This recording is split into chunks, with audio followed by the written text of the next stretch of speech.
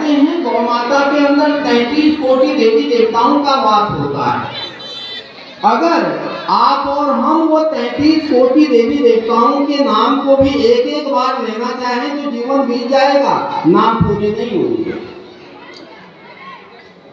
तो इसीलिए हमारे ऋषि मुनि महापुरुषों ने एक चीज कही, ये एक ऐसा जीव है धरातल में जिसके स्पर्श कर लेंगे, जिसको एक बार अगर आप सहला देंगे तो 33 कोटि देवी देवताओं का पूजन, नमन, वंदन, अभिनंदन सब कुछ हो जाएगा। और आप सद्भागी हैं जो ऐसे तीर्थ में, इस गौतीर्थ में आकर उन गौ माताओं की सेवा को करने का प्रयास कर रहे हैं। और इसके लिए बहुत धन्यवाद के पात्र हमारे आचार्य श्री हैं, जो आपको इस यज्ञ मंडप के द्वारा, इस व्यास मंडप के द्वारा जीवन जीने की कलाओं को सिखाते जा रहे हैं। क्योंकि जीवन में अगर कोई जरूरी वस्तु है वो है संस्कार। और संस्कार कैसे आएगा? संस्कार की 4 पीठ हमारे वैदिक साहित्य में बता रखी है।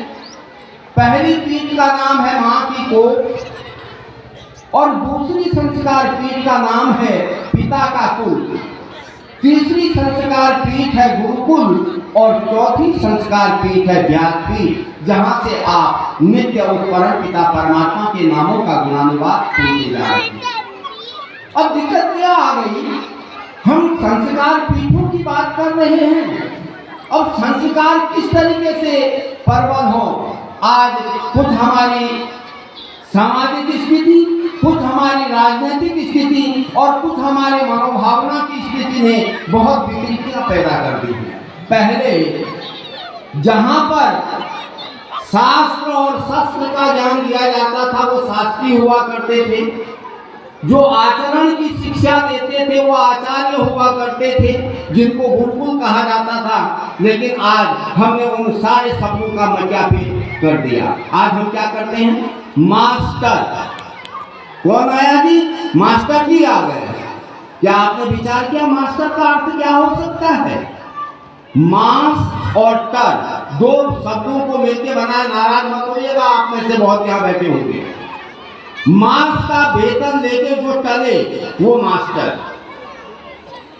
महीने की तनख्वाह मिल जाए, ठीक है भाई, बाकी क्या करना, पढ़े पढ़, ना पढ़े ना पढ़, मेरे को की करना है।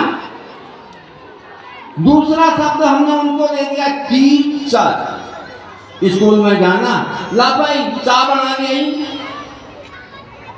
चाय आ गई, पी पिया और उसके बाद चढ़ते रहे चाय को, अपने घर को गए, ठीक है।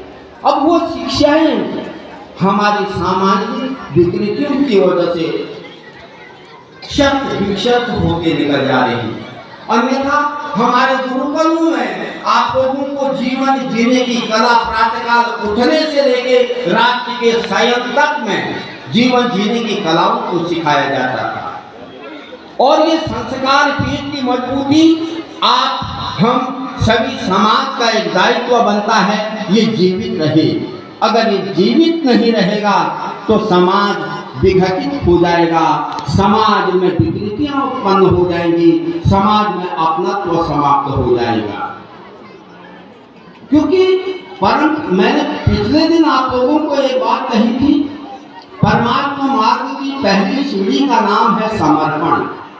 हम समर्पण करके परमात्मा मार्ग की ओर को अगर आगे बढ़ते हैं, उसके बाद तब आप और हम अपने तब क्या है? तब जो हमारा कर्म है, तब का मतलब जो हमारा कर्म है उसका परिपूर्ण पालन करना ही तप है।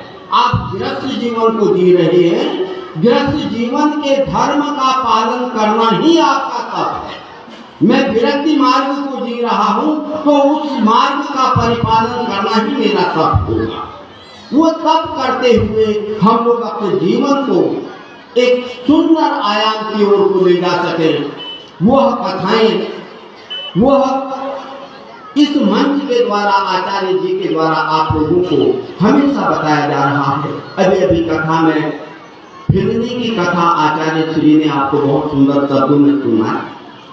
भिलनी आप और हम सब भिलनी के ही रूप हैं।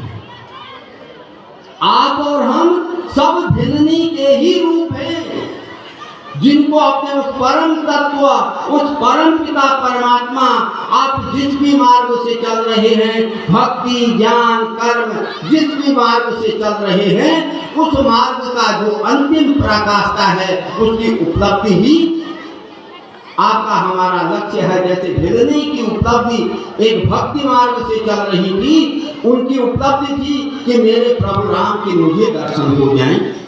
अगर आप कर्म मार्ग से चल रहे हैं तो कर्म मार्ग की अंतिम पराकाष्ठा को पाना ही आपके तप की सफलता होगी। ज्ञान मार्ग से जो चल रहे हैं, अपने आत्म अनुभूति को करना ही उसका वो जीवन का उद्देश्य होगा, वही उसकी अंतिम पराकाष्ठा होगी।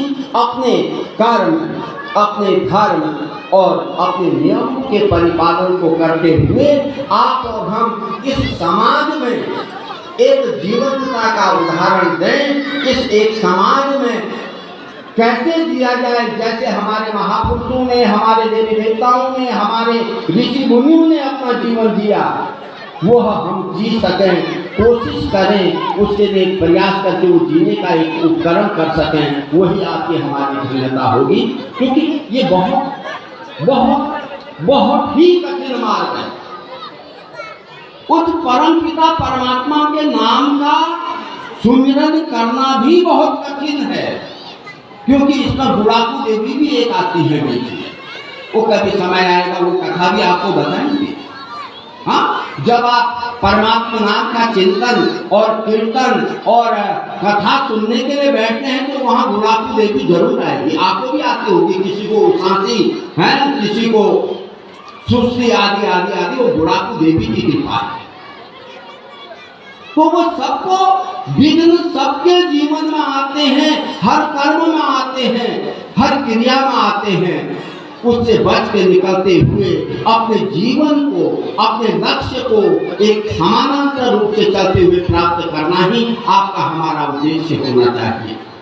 कहते हैं कि भगवान नारद, अब मैं भगवान नारद कहा, अब आज के लोग कहते हैं यार तो नारद मुनि का काम करता है, इधर की उधर लगाने वाले को नारद कहते हैं।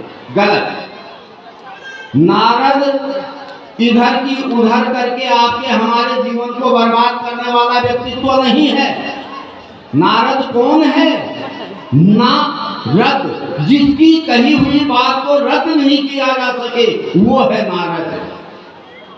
उन्होंने हर एक की जीवन में धन्यता को लाया, हर एक के जीवन को प्रकाशित किया, चाहे वो प्रहलाद रहे हो या चाहे कोई अन्य। उन्होंने हमेशा आपको हमको सन्मार्ग की शिक्षा दी। तो नारद जी पृथ्वी लोक का भ्रमण कर रहे थे। कोई मेरे भर का मिल गया, बोले महाराज किधर से? बोले अभी विष्णु लोक से आ रहा हूँ, पृथ्वी लोक के दर्शन मिला करके वापस जाना है। बोले प्रभु आप जा रहे हैं तो एक काम करिएगा, जरा पूछ के आइएगा, क्या कभी हमें भी उनके दर्शन होंगे? भिलनी की कथा याद करिएगा। हाँ, महापुरुषों ने कहा था राम के दर्शन मिलेंगे, तो वो पूछे जा रही है क्या कभी मिलेंगे?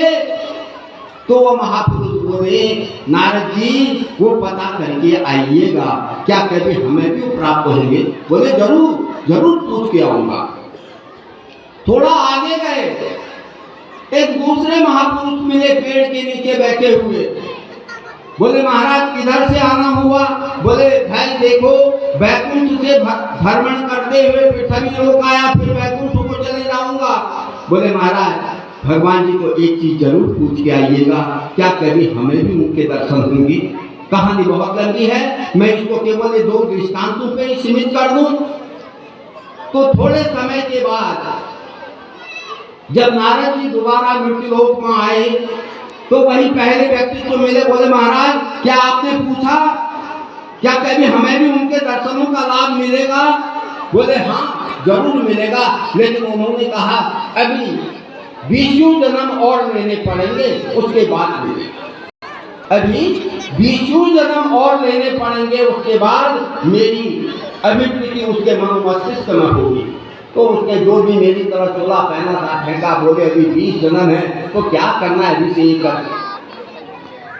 वो देखिए वहां भिलनी वो नहीं बोली, पता नहीं कब आएंगे, त्रेता में आएंगे, लेकिन मैं आज से ही तैयार हूं अपने उस इष्ट की उपलब्धि के स्वागत के लिए। वहां दूसरे महापुरुष मिले, बोले महाराज मेरे सवाल का उत्तर लाए क्या? बोले हाँ। बोले क्या? बोले वो जिस पेड़ के नीचे बैठ के तपस्या कर रहा है, जितने उस पेड़ में पत्ते हैं उतने जन्म बीतने के बाद उसके दर्शन होंगे। तो वो नाचने लगा, खुश होके नाचने लगा। और देखेगा यही परमात्मा का एक विधान है, यही एक प्रकृति का नियम है। वर्ष में एक बार पतझड़ आती है, जब पत्ता विहीन पेड़ हो जाता है, उसको उसी जीवन में उस परम पिता परमात्मा के दर्शन हो गए। तो मेरे सद्भागियों, मेरे धर्म प्रेमियों, आप सभी लोगों से यही विनती करूंगा, आप अपने अंदर वो भिलनी की जैसी ललक और उस महापुरुष का जैसा समर्पण रख के उस परम पिता परमात्मा के क्रियाकलापों का गुणानुवाद करते जाइएगा। निश्चित तौर पर आपको इसी जीवन में धन्यता को प्राप्त होने का सौभाग्य मिलेगा। बहुत बहुत धन्यवाद, बहुत बहुत धन्यवाद।